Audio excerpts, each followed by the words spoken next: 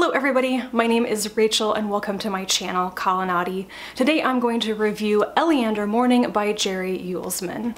This is a 1984 time travel novel about an alternate history where World War II never happened.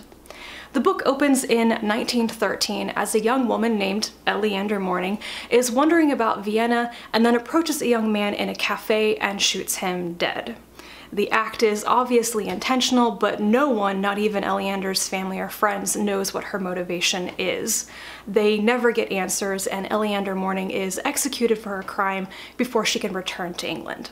Then we jump forward 70 years to 1983, where Elleander's granddaughter, Leslie, has just left her husband and filed for divorce.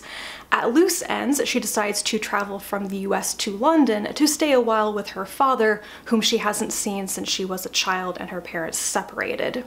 However, upon arriving in London, she is told that her father has just passed away, and his lawyer hands her a letter. In the letter, her father bequeaths to her two items: the 1910 erotic diary of an anonymous man and the Time Life's History of the Second World War, published in 1970.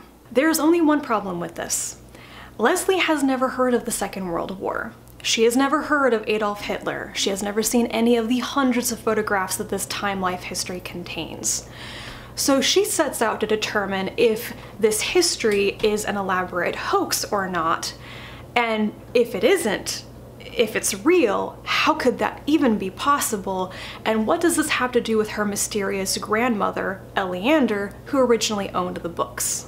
This novel was so much more than what I expected. Honestly, it sounded a lot like one of those typical let's go back in time and kill Hitler stories, which has been done a lot, and I'm not very fond of them.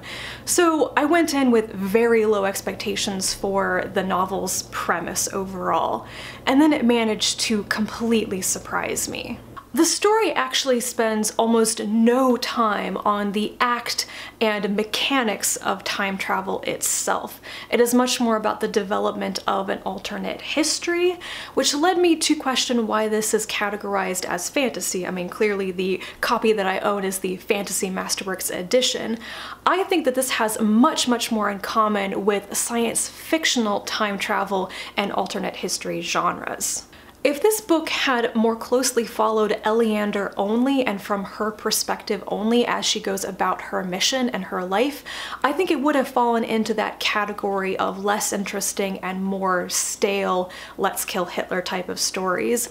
But instead, it's told from multiple points of view in different time periods, and honestly, it focuses so much more on unraveling the mysteries of Elleander's life and on the nature of the historical timelines. Yulsman balances that switching between time periods and realities very well, and I really liked that instead of relying on a bunch of flashbacks, he inserted other media. Things like the letter from Leslie's father, the anonymously published erotic diary, and the Time Life's History of the Second World War. And it's that last item, these books about a war that never happened, that is the linchpin of the entire story. Much of the book is about how characters react to the existence of this history and how they are compelled to act or not act based on what they learn from it. Just the existence of these temporally impossible books has a horrific effect on Leslie's own era and may catalyze a war, the one we thought we had avoided, which just goes to show how powerful it is to merely know that something could be, whether it has happened or not. On a completely different note, something very interesting about this book for me is that it is surprisingly sex positive, especially for women. Prostitution and some graphic sex acts appear in the book and are quite important in the story, and all of the women involved are very strong and vivid characters. They are certainly not victims of the sex trade. In fact, they seem to be living their best lives and to be very much in charge. On that note, I would also say that this book is not for younger readers because of the sexual content, and I think I would also put a trigger warning on this for some scenes and descriptions of pedophilia, which within the story itself is not traumatizing or scarring really in any way. It's actually very formative for the story, and I'm not sure that every reader is going to necessarily agree with how pedophilia is portrayed here. Let's say that it's definitely not portrayed as a legal or good thing, but it's not necessarily condemned by anyone involved either. People have to make up their own minds on that one. I didn't find it very difficult to read, however. So yeah, all in all, I really enjoyed this book. I'm very glad that I discovered it. I think this is something of a forgotten gem, and I've never heard anybody else mention or talk about it before.